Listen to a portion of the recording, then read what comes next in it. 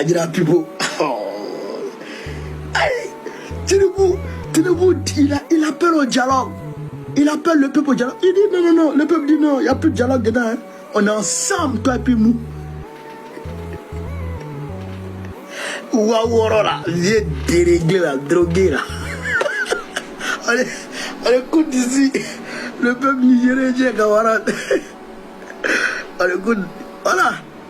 Les manifestations ont pourtant démarré dans le calme à Abuja, à Lagos et dans plusieurs autres villes. Munis de banderoles et de pancartes et sous escorte policière, les manifestants exprimaient leur mécontentement à la suite des réformes économiques mises en place par le président Tinubu, lesquelles, selon eux, ont aggravé le coût de la vie. Nous sommes fatigués d'avoir faim. Nous ne pouvons même pas nourrir nos enfants. Un tubercule d'igname coûte 5000 naira.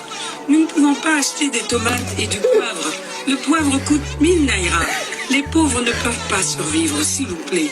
À Abuja, malgré le système sécuritaire renforcé tôt le matin pour prévenir tout débordement, les manifestants ont tenté de rejoindre le siège du gouvernement, obligeant la police à tirer de gaz lacrymogène.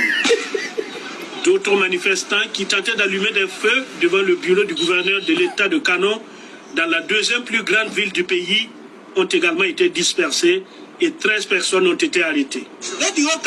Laissez partir les vieux cargos, laissez la jeune génération prendre le pouvoir. Ces gens qui nous gouvernent depuis 1960, quand nous avons obtenu l'indépendance, et nous sommes toujours comme ça, ils disent que ce sera bien, mais ça s'empire.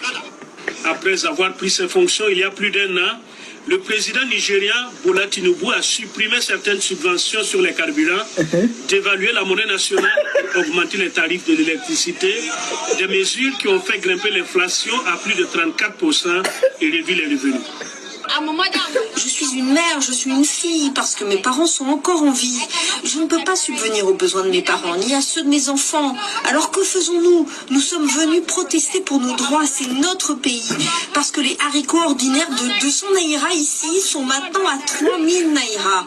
Cela fait plus de 2 mois que je n'ai pas fait cuire du haricot dans ma maison.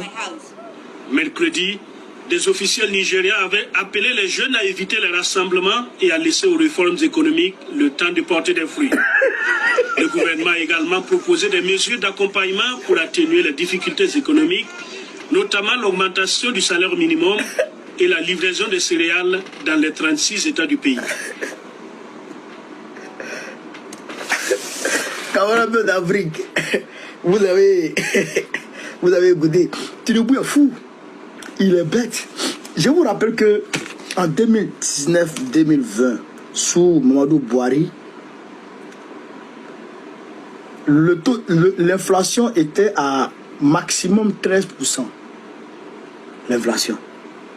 Sous Bouhari. Aujourd'hui, l'inflation est à 34%. Ça a triplé. Sous Tinubu. Le gars dit, il faut laisser partir les vieux cargos et puis remplacer par la chute. Tinubu est fou. Il a augmenté le carburant. Mais attends. Aliko Dangote avait mis en place un système de commercialisation de carburant. Il dit qu'il allait fournir le carburant au Nigeria pour réduire le coût du carburant au Nigeria. Tinubu est parti s'allier avec les Total là pour venir torpiller ce projet. Actuellement, Aliko Dangote, il a des problèmes.